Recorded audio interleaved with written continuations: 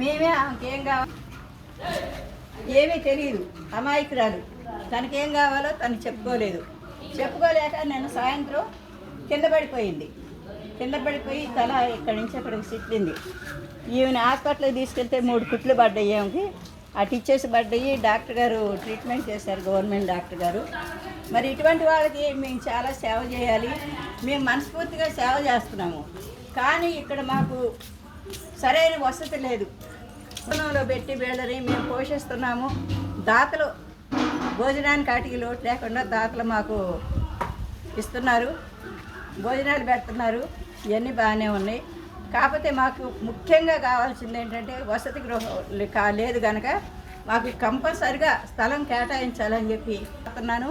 ఈ మధ్య ఎమ్మెల్యే గారిని కూడా కలవటం అయింది, ఇక్కడున్న పెద్దలను కలవటం అయింది. మరి స్థలం కేటాయించమని అడగటం అయింది. ఇస్తామంటున్నారు. ఇంతకుముందు ప్రభుత్వం ఉన్నప్పుడు కూడా గత 10 సంవత్సరాల నుంచి కూడా నేను స్థలం అడుగుతున్నాను. ఇస్తాం అంటూనే సంవత్సరాలు గడిచిపోతున్నాయి, కానీ ఇవ్వటం లేదు. ఇక స్థలం లేకపోతే నేను ఈ అద్దె గృహంలో నడపటం అంటే చాలా కష్టం. నేను అద్దె కట్టాలి, 17,500 అద్దె కట్టాలంటే మాత్రం నేను కట్టే పరిస్థితిలో లేను కనుక ఇప్పటికైనా కనకరించి దాతల ముందుకు వచ్చాను, నాకు ఏదైనా స్థలం చూపించాలని, ఉన్న వాళ్ళందరూ కలిసి కొంచెం స్థలం కొనిపెట్టాలని అయినా లేకపోతే ప్రభుత్వం కల్పించాలని అయినా నేను మరీ కోరుతున్నాను అన్నమాట.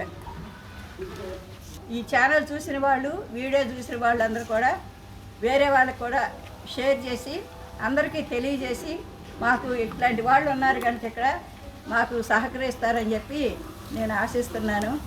అందరి దృష్టికి ఈ వీడియో తీసుకెళ్ళగలరని చెప్పి కోరుతున్నాను.